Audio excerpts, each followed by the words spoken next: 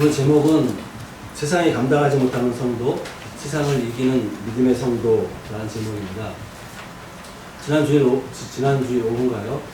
영적 민감함에 대해서 말씀을 전했었는데 오늘도 같은 어떤 주제의 설교라고 보시면 될 것 같습니다. 에스라서, 느헤미야서, 그다음에 에스더가 있습니다. 근데 이 세 역사서가 있는데 에스라와 느헤미야서는 이스라엘의 회복과 재건을 다루고 있습니다. 에스라서는 성전 건축과 에스라의 신앙 개혁을 중심으로 이제 이스라엘의 회복을 기록을 하고 있고, 그리고 느헤미야는 예루살렘 성벽 재건과 개혁을 중심으로 기록되어 있습니다.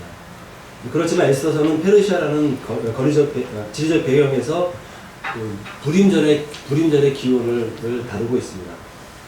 하지만 이 세 역사서의 공통점은 세속 왕국으로서의 이스라엘은 멸망하였지만 선민 이스라엘의 그 보존과 구속 역사의 연속성 혹은 영속성을 강조하고 있다는 것입니다. 그런 이상한 역사적인 배경이 있고요. 이 느헤미야서는 3차 포로 귀환 때 성벽 재건이라는 사명을 띠고 느헤미야와 많은 사람들이 귀환하면서 기록한 사건입니다. 여러분, 먼저 예수를 믿는 사람은 두 가지 출생을 경험합니다. 잘 아시죠? 무엇이죠? 첫 번째는 어머니 뱃속에서 안 태어났나요? 그렇죠? 태어났었죠? 그리고 또 한 번은 거듭납니다. 중생이라고도 표현합니다. 그러니까 중생은 그러니까 중생한 사람은 성경에서는 새로운 피조물, 그리고 새 사람, 하나님께로부터 난 사람, 또는 하나님의 자녀라는 그런 명칭을 씁니다. 중생이라는 것은 영적으로 다시 태어나는 것입니다. 거듭남입니다. 중생한 사람을 어떻게 표현하냐면 새로운 피조물, 그 다음에 새 사람, 하나님께로부터 난 사람, 이러한 표현을 씁니다. 그렇다면 성령으로 내가 태어난 사람이냐 아니냐를 확인할 수 있는 방법들이 몇 가지 성경에 나와 있습니다. 여러분들이 성경을 읽으시면 충분히 점검할 수 있는 그런 내용들입니다. 첫 번째, 거룩하게 살고 있는가입니다.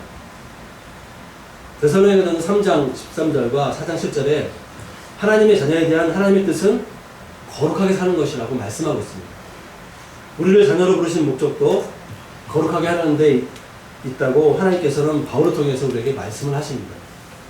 즉 성령으로 태어난 사람은 하나님의 자녀로서 거룩하게 살라고 부름을 받았기 때문에 거룩하게 살아야 된다는 것입니다.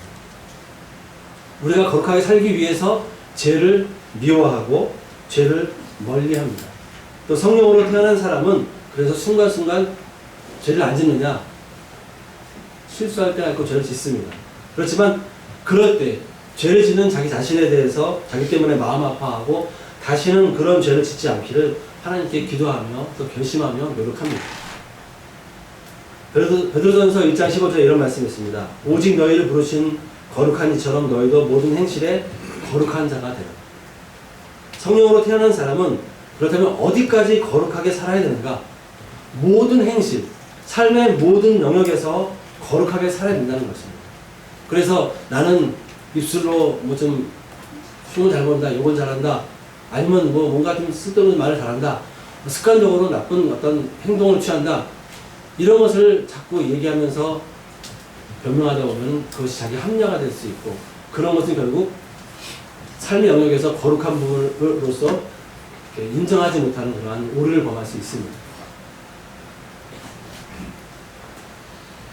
두 번째, 우리가 성령으로 태어난 사람인지를 점검하는 질문 두 번째, 주보에도 나와 있습니다. 서로 사랑하며 살고 있는가? 옆에 분을 한번 쳐다보십시오. 바라보시고 서로 사랑하며 살고 있으십니까? 그냥 째려보고 무덤덤하게 그냥 봐야 될 대상입니까? 무덤덤하고 조용한 거 보니까.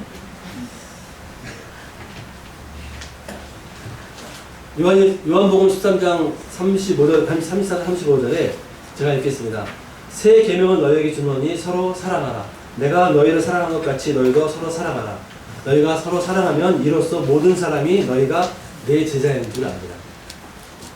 예수께서 그리스도이심을 믿는 자는, 즉 성령으로 태어난 사람은 하나님의 자녀인 내 지체를 어느 수준까지 사랑해야 됩니까? 어느 수준까지 사랑해야 됩니까? 내 몸과 같이. 모든 사람이 그리고 또한 그 사랑을 인정하는 수준까지 사랑을 해야 됩니다. 그것이 요한복음 13장 35절의 말씀입니다. 너희가 서로 사랑하면 이로써 모든 사람이 너희가 내 제자인 줄 알리라. 그러니까 사랑을 하는데 그 결과는 모든 사람이 알게 되는 것이고 궁극적인 결과는 예수님의 제자인 것을 알게 된다는 것입니다. 여러분이 옆에 있는 지체를 그리스도의 이름으로 사랑하는 궁극적인 목적은 무엇이냐? 내가 그리스도의 제자임을 확인하는 데 있다는 것입니다. 여러분들이 서로 사랑을 실천하지 못하고 있다면 제자가 안 되었거나 제자가 아니라는 것이죠.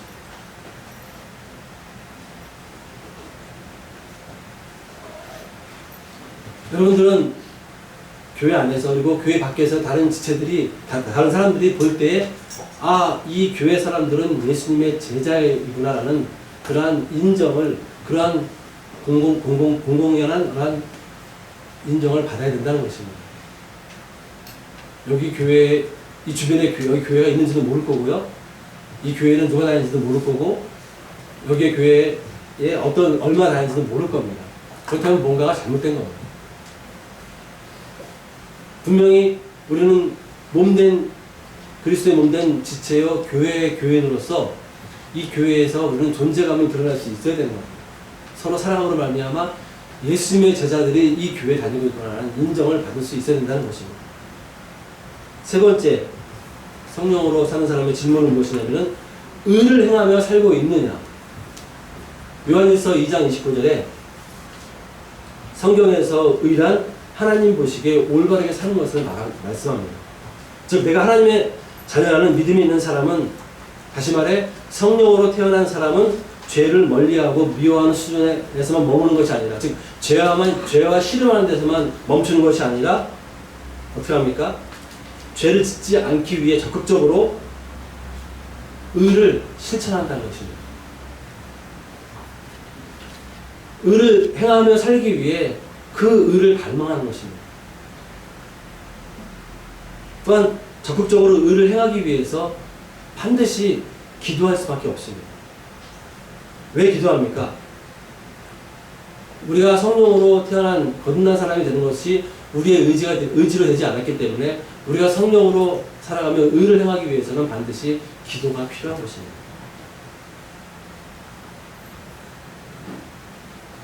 또한 기도하기 위해서는 말씀이 우리 안에서 묵상되어져야 되고 훈련되어져야겠죠. 네 번째, 예수님을 내 인생의 주인으로 모시고 주인 되신 예수님의 뜻대로 살고 있는가? 성령으로 태어난 사람이 가져야 될 질문입니다. 신약은 예수님을 주로 표현합니다. 그렇게 또 부릅니다. 예수님을 영접한 사람, 그 이름을 믿는 사람은 성령으로 태어난 사람입니다. 성령으로 태어난 사람은 예수님께서 내 인생의 주인으로, 예수님을 내 인생의 주인으로 모시고 예수님의 뜻대로 살기를 결심하고 힘쓰는 사람이라는 것이죠. 전에는 내 인생에 내가 주인이었기 때문에 내 마음대로 살았을지 모르겠지만은 이제는 예수님을 믿은 이후부터는 주님께서 내 인생의 주인이기 때문에 주님의 뜻대로 산다는 것입니다. 여러분 한 주간 살면서 정말 주님의 뜻대로 살아왔습니까?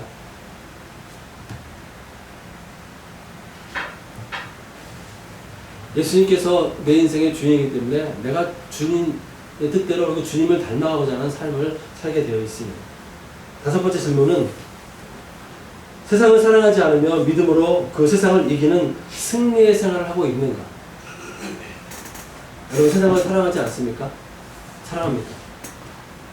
또한 이 세상을 이기는 승리의 생활을 하고 있습니까? 이것은 요한일서 5장 4절의 말씀입니다. 이긴다는 언어는 극복하다는 뜻입니다. 그리고 진행형입니다. 그러니까 지속적으로 세상을 이기는 믿음을 얻어서 그 믿음으로 살아야 되는 것입니다. 그렇다면 세상이란 공간적으로 교회 바깥을 의미하지는 않습니다.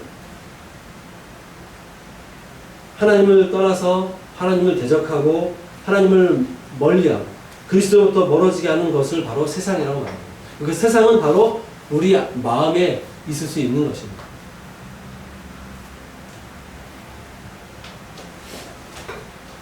세상을 이기는 믿음은 그럼 어떤 믿음이겠습니까? 하나님을 떠나게 하고 하나님을 대적하는 영향력을 잘 분별하고 예수님에게서 멀어지게 하는 것들에 물들지 않는 것입니다.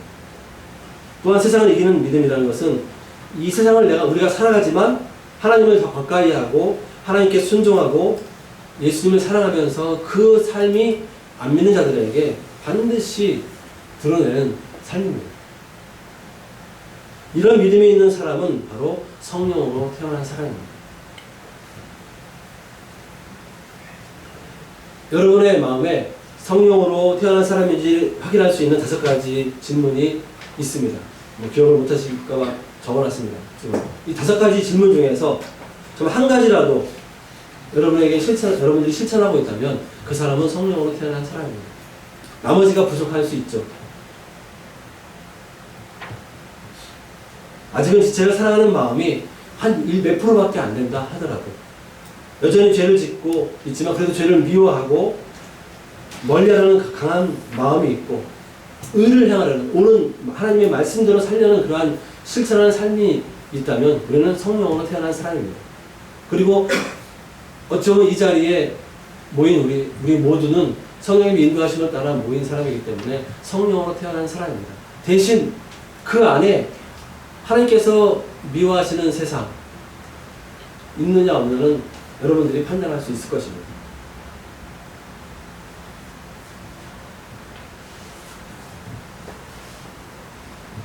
우리가 하나님을 사랑하는 그런 믿음을 가지고 고백을 하고 있다면 우리는 중생한 사람이고 하나님의 자녀이고 새로운 피조물이고 새 사람입니다. 이렇게 성령으로 태어난 사람은 이제 성령을 의지하고 성령의 도움을 받으면서 살기를 기도하고 갈망하면서 말씀을 순종하려고 노력을 하고 있을 것입니다. 여러분의 한동안 삶이 또 그러한 삶임을 저는 믿습니다. 그렇다면 결과는 무엇이냐? 성령의 열매가 맺어지느냐입니다.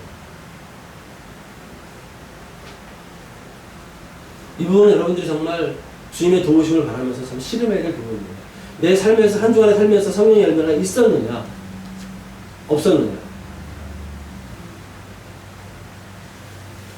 이 성경에서 믿음의 사람 혹은 믿음의 사람에 대해 설명을 잘해주는 본문을 꼽으라면 히브리서 몇 장이죠? 11장. 네, 11장입니다. 그리고 믿음에 대해서 정말 잘 설명된 부분이라면 요한일서 5장 1절에서부터 5절까지입니다. 히브리서 11장은 믿음장이라고 하니까 잘 아실 겁니다. 믿음으로 살았던 선배들의 그 믿음을 소개하는 그 장입니다. 히브리서 11장 38절을 보시게 되면 이런 사람은 세상이 감당하지 못한다라고 믿음의 선배들을 소개하고 있습니다. 히브리서 11장에 나오는 믿음의 선배들을 제가 소개하라고 한다면은 그 구절과 연계해서 세상이 감당할 수 있는 믿음의 사람이다 이렇게 소개를 할 것입니다. 그리고 요한일서 5장 4절 5절 보시게 되면 무릇 하나님께로부터 난 자마다 세상을 이기느니라. 세상을 이기는 승리는 이것이니 우리의 믿음이니라. 예수께서 하나님의 아들이심을 믿는 자가 아니면 세상을 이기는 자가 누구냐 이렇게 말씀하고 있습니다. 여러분 어떤 사람이 세상을 이기는 믿음의 사람이라고 소개를 합니까? 어떤 사람이 세상을 이기는 믿음을 가진 사람이라고 소개합니까? 하나님께로부터 난 자. 예수께서 하나님의 아들이심을 믿는 자가 세상을 이기는 믿음을 가진 자라고 소개를 합니다. 느껴지지 않으십니까? 맨날 실패만 하고 지기만 했습니까? 그렇다면 여러분에게 문제가 있는 것이 하나님의 능력에 문제가 없는 것입니다. 진리시 하나님의 말씀은 그대로인데 우리가 맨날 거기에 그 진리에 늘 집중하지 못하고 그 진리의 말씀을 순종하지 않고 기억하지 못하니까 맨날 증거밖에 없고 무슨 세상에 있는 믿음이 어디 있냐라고 이렇게 우리에게 오히려 저에게 반문할 수 있는 것입니다.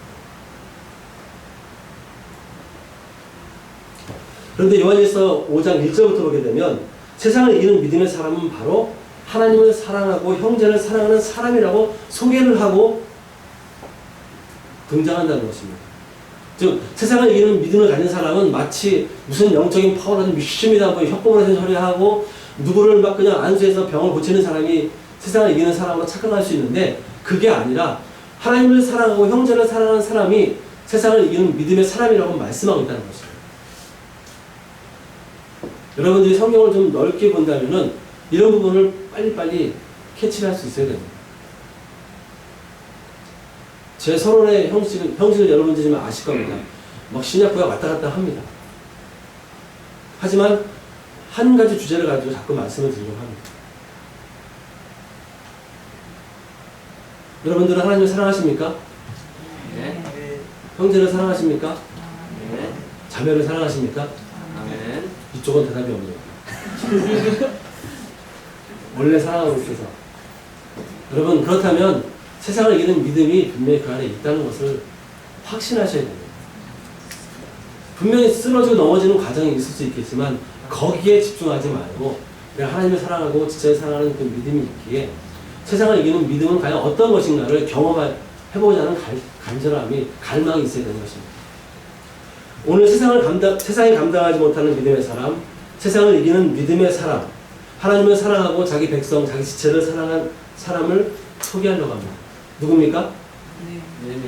느헤미야죠. 제가 또 엉뚱한 사람 얘기할 것처럼 쳐다보시면 안 됩니다. 느헤미야는 당대 최고 강대국의 술 맡은 관원이었습니다. 오늘말로 치면은 아프리카에서 노예로 잡혀와가지고서 아프리카에서 노예로 이 미국 땅에 와가지고서 미국 땅에서 성공해서 대통령 경호실장이 되는 사람입니다. 이렇게 비유를 들면 딱 적절할 것 같습니다. 느헤미야는 에스라 2장 2절 보게 되면 느부갓네살 왕 때 포로로 끌려갔다가 스룹바벨과 함께 귀환한 사람입니다. 그런 사람이 왕의 술 맡은 관원이 되었습니다. 그러면 이 사람이 어떤 그런 그 재능 혹은 지식, 여러 가지 정적인 능력, 모든 것이 탁월했다는 것을 우리가 충분히 예상할 수 있습니다. 그런 사람이 술 맡은 관원이 되었습니다. 그렇기 때문에 자기 조국에 대해서 별 관심을 안 가지고 그냥 신경 안 쓰고 살 수도 있었습니다. 그런 높은 신분에 있는 느헤미야였기 때문에 예루살렘은 그저 조국이 힘이 없어서 빼앗기고 황폐된 하나의 성으로 그냥 체념할 수가 있습니다. 그렇지만 느헤미야 마음에는 하나님이 약속하신 믿음의 땅 예루살렘과 백성을 향한 안타까움과 사랑이 가득 차 있었음을 볼 수가 있습니다. 그래서 그 느헤미야는 결론적으로 얘기한다면 예루살렘 성벽 재건을 위해서 권력도 명예도 세상의 부귀영화도 다 뒤로 한 채 예루살렘으로 달려가서 성벽을 재건합니다. 그곳에서 예루살렘에서 목숨의 위협을 받으면서도 그 하나님께 주신 마음의 사명을 성벽 재건을 완성을 합니다. 세상 말로 고생을 다 하면서 했다는 겁니다. 이런 관점에서 볼 때 느헤미야는 세상이 감당하지 못할 믿음의 사람이었고 세상을 이기는 믿음의 사람이었습니다. 하나님을 사랑하고 지체를 사랑하는 사람입니다. 본문을 통해서 느헤미야를 살펴보려고 합니다. 첫 번째, 느헤미야는 유다와 예루살렘의 상태에 대해서 늘 민감했습니다. 느헤미야는 당시 예루살렘이 주변 민족들에게 수시로 괴롭힘을 당하고 사는 것을 알고 있었습니다. 3절을 같이 읽어볼까요? 시작. 그들이 내게 이르되 사로잡힘을 면하고 남아있는 자들이 그 지방 거기에서 공난을 당하고 물을 흘려 예루살렘 성을 흩어지고 종문을 닫았나이다 하는지라. 느헤미야는 그러니까 왕의 당대 최고의 왕을 그러니까 신변보호를 하는 사람이었었는데 이 자기 자신에게 주어진 힘을 자기를 위해 사용하고 자기 자리만 지켜도 정말 아쉬울 것이 없는 사람입니다. 그런데 동족 이스라엘이 뭔 상관이겠습니까? 그럼에도 불구하고 그는 이스라엘 동족이 당하는 환난과 어려움에 신경을 쓰고 관심을 가졌습니다. 느헤미야는 자기 민족이 당하는 아픔에 대해서 그건 니들 문제야. 이렇게 생각하지 않았습니다. 자기 민족이 환난을 당하고 예루살렘 성이 허물어지고 성문들이 불에 탄 것을 자기가 환난을 당하고 자기 집이 무너진 것처럼 안타까워 했습니다. 마음 아파했습니다. 4절을 한번 읽어보겠습니다. 내가 이 말을 듣고 앉아서 울고 수일 동안 슬퍼하며 하늘의 하나님 앞에 금식하며 기도하여. 또한 느헤미야는 어떻게 했습니까? 관심만 가진 것이 아니라 그런 소식을 들었을 때에 전심으로 하나님의 임재의 상징인 예루살렘과 백성들이 고통받는 것을 안타까워하면서 수일 동안 슬퍼하고 금식하면서 기도를 했습니다. 이렇게 느헤미야는 자신의 동족과 그 상태에 대해서 영적으로 민감했습니다. 나아가 환난과 멸시와 천대받는 자기 민족을 위해서 울며 슬퍼하며 금식하면서 하나님께 기도할 줄 아는 사람이었습니다. 즉 영적인 것에 아주 민감한 사람이었습니다. 여러분들은 과연 무엇에 대해서 민감합니까? 여러분의 결혼한 사람도 있지만 여러분 결혼한 자녀를 두는 분들은 자녀를 예로 들어볼까요? 자녀들의 믿음 생활에 있어서 어떤 부분에 영적으로 민감합니까? 물론 자녀가 건강하고 행복하게 사는 것에 관심을 가지고 민감한 것 자체 누가 뭐라 하지는 않을 것입니다. 느헤미야도 당대 최고 권력자 밑에 살면서 정말 아쉬운 게 없었습니다. 권력, 명예, 물질 어느 것도 모자라없이 사는 사람이었습니다. 그렇지만 그것을 누리면서도 영적으로 민감했습니다. 자신의 민족에 대해서 이스라엘 성전과 성벽에 대해서 훼손되는 것에 대해서 안타까워했습니다. 여러분들 자녀들이나 가까운 지체들의 상태에 대해서 얼마나 영적으로 민감합니까? 그들이 세상적으로 성공하고 풍요롭게 잘 살지는 모르겠지만 그 한 영혼이 하나님과 멀어져가는 영적 상태에 대해서 얼마나 애통해하고 있습니까? 저는 애들에게 어쨌든지 악기를 연습하라고 합니다. 목적은 하나, 예배 시간에 봉사하라. 그래서 성적이 떨어지면 뭐라 하지 않습니다. 대신 구박을 좀 하겠죠. 하지만 성적이 설사 좀 떨어진다 하더라도 예배에 섬기는 것은 항상 기본으로 여기고 있습니다. 뭐 그런 목적도 있긴 하지만 어쨌든지 학원을 가능하면 안 보내고 악기는 가르치고 공부는 네가 알아서 해라. 뭐 그런 식입니다. 여러분들은 부모로서 자녀에게 어떻게 가르칩니까? 또 자녀된 여러분들, 결혼 미혼의 여러분들은 부모님께 어떤 영향을 받았습니까? 교회에서 열심히 반주하고 뭐 피아노 뭐 바이올린 해가지고서 인기 짱이 되라. 그렇게 혹시 배웠습니까?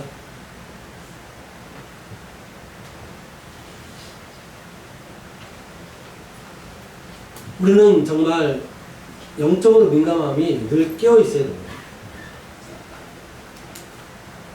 사도 바울은 고린도후서 11장 29절 이렇게 말씀하고 있습니다. 누가 실족하게 되면 내가 애타지 아니하다. 제가 말씀을 전한 적이 있습니다. 한 영혼이라도 실족하는 것에 대해서 영적으로 아주 애통해 했습니다. 애타다는 것은 몹시 초조하고 안타까워 속이 막 까맣게 타들어간다 그런 의미입니다. 바울은 한 영혼이라도 실족할까봐 초조해하면서 안타까워했고 속이 까맣게 타들어갔다는 것입니다. 우리는 함께 신앙생활 하던 지체들이 힘들어하거나 방황하면서 의롭게 살지 못하는 현실에 대해서 영적으로 민감해하고 있습니까? 마음이 정말 타들어가는 안타까움을 가지고 그를 위해서 기도합니까? 아니면 영적인 무감각에 빠져가지고 그건 네 일이니까 내가 기도하는 돼. 이런 식으로 살고 있습니까? 그러한 삶을 우리가 살아왔다면 이 부분은 하나님께 반드시 회개해야 될 부분입니다. 반드시 회개해야 됩니다. 그리고 느헤미야처럼 사도 바울처럼 한 영혼이라도 죽게 돌아오게 하기 위해서 내 마음이 까맣게 타들어가도 좋으니 영적 민감성과 애통하는 마음을 달라고 간구해야 됩니다. 그것이 여러분에게 있을 때에 우리 갈보리 촛불 서울교회는 정말 교회답다라고 말할 수 있어요. 두 번째 느헤미야는 자기 민족이 비참하게 짓밟히고 능욕을 당하는 이유가 과거 이스라엘 조상들이 저지른 죄의 대가와 결과임을 분명히 아는 사람이었습니다.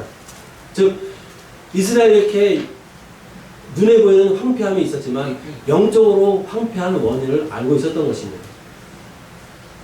이스라엘이 나라도 제대로 된 지도자 없이 비참하게 방치된 것도 자신을 포함한 많은 유대인들이 포로로 끌려와 살고 있는 것도 모두 조상들의 죄 때문이라고 알고 있었습니다. 도대체 무슨 죄를 졌습니까? 느헤미야는 조상들이 하나님을 버리고 우상을 섬기는 불순종의 죄를 저지른 것을 분명하게 알고 있었습니다. 6절과 7절 같이 읽겠습니다. 이제 종이 주의 종들이 이스라엘 백성을 위하여 죄악을 인정하며 우리 이스라엘 자손이 주의 범죄한 죄들을 자복하오니 주는 귀를 주시며 눈을 여시사 종의 기도를 들으시옵소서. 나와 내 아버지 집이 범죄하여 주를 향하여 크게 악을 행하여 주께서 주의 종 모세에게 명령하신 계명과 은혜와 지례를 지키지 아니하였나이다. 느헤미야는 과거 조상들의 불순종한 죄의 대가로 후손들까지 그 영향으로 인해서 참담하게 고난당한 결과를 보았습니다. 즉 불순종이라는 원인과 그 죄의 대가와 결과가 얼마나 참혹한지를 뼈저리게 깨달은 시대의 사람이었습니다.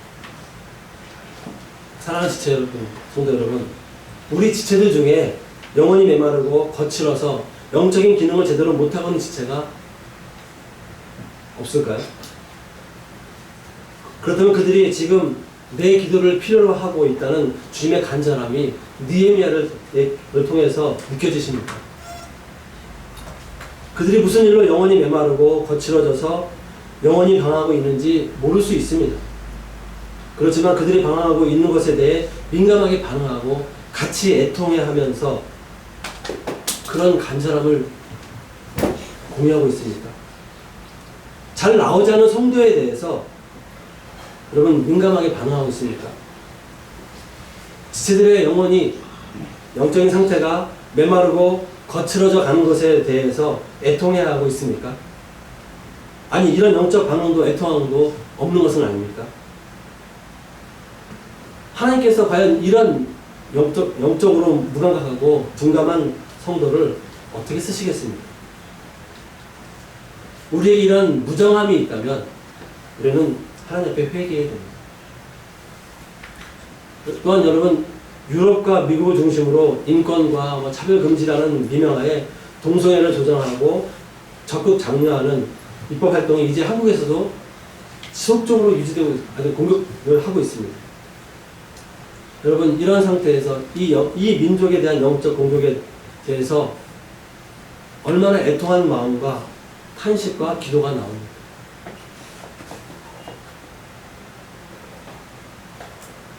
우리는 만약에 여러분들이 자기의 문제에만 집중하고 자기 자신에만 만족에 빠져 있다면은 이런 악한 사탄의 흐름에 둔감하기 때문에 탄식도 나오지 못할 것입니다.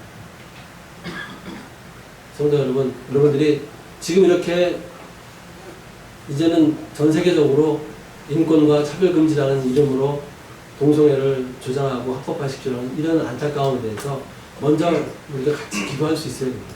아, 그렇군요. 머리를 끄덕이는 것이 아니라 정말 기도하면서 이 민족이 하나님께 방을 세워지도록 해야 됩니다. 여러분, 유럽이 이미 무너졌습니다. 기독교 국가라고 할 수 없고 기독교적인 마인드와 문화는 있지만 그리스도를 믿는 그 믿음의 사람들은 소수입니다. 유럽도 그렇다면 몇십 년 뒤에는 그렇게 될 가능성이 없습니다. 우리나라도 똑같아지는 거죠. 이런 시대적인 흐름을 보면서 느헤미야처럼 같이 통탄하며 회개하며 금식하며 주 앞에 간구할 수 있는 그러한 느헤미야, 제2, 제3의 느헤미야가 되어야 된다는 것입니다. 세 번째, 느헤미야는 하나님을 아는 지식이 있었습니다. 하나님에 대해서 막연하게 대충 아는 정도가 아니었습니다. 기도합시다. 네, 기도한다고 중얼중얼대고 이런 식의 기도를 하는 사람이 아니었습니다. 하나님이 분명히 어떤 분이신지를 알고 그는 기도했습니다. 4절과 5절을 다시 한번 읽어볼까요? 내가 이 말을 듣고 앉아서 울고 슬프며 슬퍼하며 하나님 앞에 금식하며 하였는데 하나님과 그거 두려우신 하나님이여 주를 사랑하는 주의 이름을 지키시는 자에게 언약을 지키시며 긍휼을 베푸시는 주여 감사합니다. 느헤미야는 하나님을 어떻게 알았습니까? 하늘의 하나님 여호와시고 그 다음에 크고 두려우신 하나님으로 믿었습니다. 하나님의 여호와는 하나님이 신 중에서 최고 높고 계신 분이라는 의미입니다. 물론 다른 신을 하나님과 비교한다는 자체가 바람직하지 않습니다. 그렇지만 신같지도 않은 잡신을 믿는 사람들의 어리석음 때문이라도 비교해야 할 필요성이 있기 때문에 그러한 이해가 필요했기 때문에 그렇게 고백한다고 볼 수가 있습니다. 크고 들어오신 하나님에서 크다라는 것은 크기, 숫자, 능력, 중요성 등 모든 면에서 제일 크다는 의미입니다. 두려워하다는 도덕적으로 공경하면서 두려워한다는 뜻입니다. 그러니까 무서워서 벌벌 떨고 내가 무슨 말 실수하면 저 사람을 죽이지 않을까 이런 식이 아니라 정말로 저 사람을 내가 공경하지만 하나님을 공경하지만 두려워하는 마음이라는 것입니다.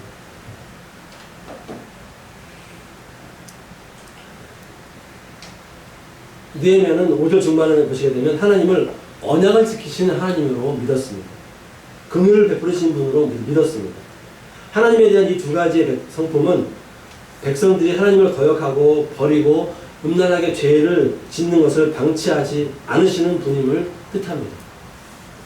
백성들이 하나님의 계명을 지키면 사랑하셔서 언약을 지키시며 긍휼을 베푸시는 하나님을 찾고 구하도록 집요할 정도로 회개를 촉구하는 것을 우리가 알 수가 있습니다. 10절을 보시게 되면 이스라엘 백성을 큰 권능과 강한 손으로 구속하시는 하나님이라고 고백하고 있습니다. 인간의 상식과 능력으로는 불가능하고 도저히 납득할 수 없는 일을 가능케 하신 하나님을 느헤미야는 믿었습니다. 또 11절 보시게 되면 주의 이름을 경외하기를 기뻐하는 종들의 기도를 듣고 응답하시는 신실하신 하나님을 느헤미야는 믿었습니다. 여러분이 믿는 하나님은 과연 어떤 분이십니까? 느헤미야는 자신이 믿는 하나님이 최고의 신임을 자부하며 기도했습니다. 모든 면에서 제일 크신 분이시고 인격적으로 공경하며 따를 수 있는 분으로 믿었습니다. 범죄한 백성에게 징계만 내리고 저주만 내리시는 분이 아니라 불쌍히 여겨 언약을 성실하게 지키시는 분임을 믿었습니다. 내 상식과 능력을 넘어 구원을 베푸시는 하나님이심을 믿었습니다. 또한 이런 하나님을 경외하며 기뻐하는 자들의 기도를 응답하시는 신실하신 하나님을 믿었습니다. 여러분이 국가와 교회와 또 한 영혼에 대해서 민감하게 반응하고 애통해하며 기도할 때 그 기도를 들으시고 응답하시는 분이 누구인지 제대로 알고 믿고 기도해야 됩니다. 정말 여러분이 하나님의 성품을 온전히 알고 기도한다면 국가와 교회와 한 영혼을 향한 영적 민감함과 애통함과 간구가 이루어지지 않은 이유가 어디에 있겠습니까? 네 번째, 느헤미야는 기도하는 사람이었습니다. 허공을 치는 기도나 중언부언하는 그런 기도를 하는 사람이 아니었습니다. 5절 하반절 다시 보게 되면 주를 사랑하고 주의 계명을 지키는 자에게 언약을 지키시며 긍휼을 베푸시는 주여 간구하나이다. 느헤미야는 자기의 능력이나 의로움에 근거한 기도를 하지 않았습니다. 내가 이만큼 기도했으니까 이만큼 영적으로 이스라엘 백성들에 관심을 하였으니까 내 기도를 들어주십시오라고 그렇게 기도하지 않았다는 것입니다. 하나님을 아는 지식과 그 하나님의 성품과 그 하나님께서 주신 약속의 근거에서 기도를 했습니다. 성도 여러분, 하나님을 아는 지식이 얼마나 있습니까? 느헤미야를 다시 한번 보시기 바랍니다. 그는 하나님을 아는 지식을 머릿속에만 가지고 있지 않았습니다. 하나님을 아는 지식은 지체를 영적으로 민감하게 볼 수 있게 했습니다. 하나님을 아는 지식은 지체의 약함과 실족함에 대해서 애타는 마음을 가지게 했습니다. 하나님을 아는 지식은 전능하신 하나님, 구원을 베푸시는 하나님 앞에 무릎 꿇고 기도하게 만들었습니다. 여러분이 아는 하나님을 아는 지식의 현주소는 과연 어디입니까? 기도하게 만듭니까? 하나님을 경외하게 만듭니까? 다섯 번째, 느헤미야는 과거 조상의 죄를 대신해서 회개해야 할 필요성을 깨달은 사람입니다. 내 죄가 아닐지라도 그것은 하나님 앞에 범죄한 것이기 때문에 안타까운 마음으로 대신해서 회개할 수 있는 그런 기도의 사람이었어요. 그것이 6절과 7절에 나오죠. 그냥 한번 읽으면 더 이해가 될 것 같습니다. 읽겠습니다. 이제 종이 주의 종들인 이스라엘 성을 위하여 주의 언약을 우리 이스라엘 자손이 범죄한 범죄를 정하옵소서. 주는 기름이시며 오늘시사 종의 기름을 부르시옵소서. 나와 나의 아버지의 기름을 위하여 저를 향하여 준비하여 주께서 주의 종 모세에게 명령하신 언약과 율법과 규례를 지키게 하시옵소서. 느헤미야는 반복되지만 느헤미야는 조상들이 주님께 범죄한 역사적인 사실을 알고 인정했습니다. 그리고 그것을 마치 자기가 지은 것처럼 기도했다는 것입니다. 우리 주변에도 말씀에 불순종하고 세상과 타협하며 자기 마음대로 살아가면서 죄를 지으면서 전혀 부끄러워할 줄 모르고 살아가는 사람이 있을 겁니다. 그렇다면 어떻게 해야 되겠습니까? 그것을 안 봤으면 몰라도 보고 느끼고 인식했다면 느헤미야처럼 우리는 기도해야 됩니다. 대신 그 죄를 내가 대신 회개 기도를 할 수 있어야 됩니다. 하나님께서 들으시고 안 들으시고는 상관없는 부분입니다.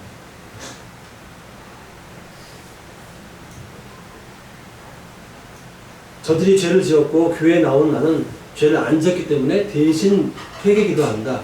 그런 뜻은 아닙니다. 나도 부족하지만 느헤미야처럼 능력의 하나님, 약속의 하나님, 불쌍히 여기시는 하나님, 인간의 능력과 상식을 초월해서 구원하신 하나님께 그들을 위해 기도하라는 것입니다. 예수님께서 그 영혼을 위해 십자가에 고통받고 죽기까지 사랑하셨기에 나도 그 영혼이 말씀으로 회복되어지고 그 영혼이 예배가 회복되어지고 기도가 회복되어지고 하나님을 아는 지식이 회복되어지도록 강구를 해야 된다는 것입니다. 이제 말씀을 정리하겠습니다.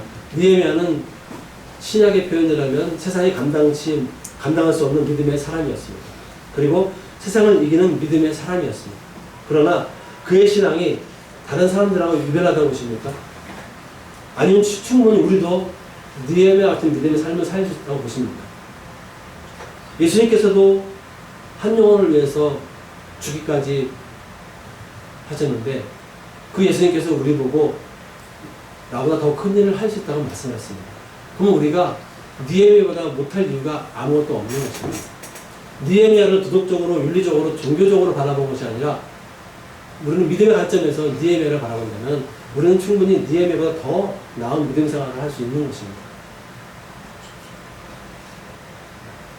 느헤미야에게 있었던 영적 자세를 기억하시면서 한번 정리해 보겠습니다. 첫 번째, 교회와 국가와 지체에 대해서 늘 영적으로 민감하십시오. 자신에 대해서는 말할 것도 없고요. 두 번째, 고통을 당하는 지체들이 메마르고 거칠어져 하는 것에 대해서 애통해 하시기 바랍니다. 죄를 짓는 사람의 속성은 그 심령이 반드시 메마라지게 되어 있습니다. 오직 자기 자신에게 집중할 수밖에 없습니다. 어떤 죄든지 똑같습니다. 어느 특정한 죄만 그렇게 되지 않습니다. 세 번째, 하나님을 아는 지식이 더 풍성하도록 배우고 확신하는 일에 거하십시오. 네 번째, 하나님을 아는 지식과 영적 민감함과 애타는 마음으로 기도의 자리에 나아가십시오. 여섯 번째, 불순종하고 세상과 타협하며 자기 중심적으로 살아가는 지체들이 교만하게 행하고 기도하지 못할 때라도 그들을 위해서 기도하십시오. 주님은 우리가 세상이 감당할 수 없는 믿음의 성도, 세상을 이기는 믿음의 성도, 하나님과 이웃을 사랑하며 살기를 느헤미야를 통해서 우리에게 말씀하시고 명령하고 있습니다. 이렇게 이런 말씀을 선포할 때 듣는 사람 중에서는 그러면은 목회자나 직분자나 장로님, 권사님 아니면 좀 믿음이 좋다고 생각하는 사람, 그런 사람들이나 세상이 감당하지 못할 믿음, 세상을 이기는 믿음의 소유자가 되어야 하고 하나님을 사랑하고 이웃을 사랑해야 한다는 오해와 착각을 이제는 벗어야 됩니다. 개개인에게 주시는 말씀이지 어떤 사람에게 주는 게 아니라는 것입니다. 예수님께서 하나님의 아들이심을 믿는 자가 아니면 세상을 이기는 자가 누구냐? 예수님께서 하나님의 아들이심을 믿는 자가 아니면 세상을 이기는 자가 누구냐. 이건 요한일서 5장에 났습니다. 하나님의 자녀가 된 우리 모두는 예수님께서 하나님의 아들이심을 믿기에 하나님을 사랑하고 이웃을 사랑하고 그런 사람이 되는 것이 마땅합니다. 성도 여러분, 세상이 감당하지 못할 믿음의 성도, 세상을 이기는 믿음의 성도로 살기를 주님의 이름으로 축복합니다. 교회와 영혼에 대해서 민감하시기 바랍니다. 특별히 시대적으로 국가가 이상하게 흘러가는 것에 대해서 민감하게 보시고 기도해야 됩니다. 기회가 된다면 여러분들이 그것을 뭔가를 액션을 취해야 됩니다. 그 행동의 영역은 여러분들이 판단하고 결정해야 됩니다.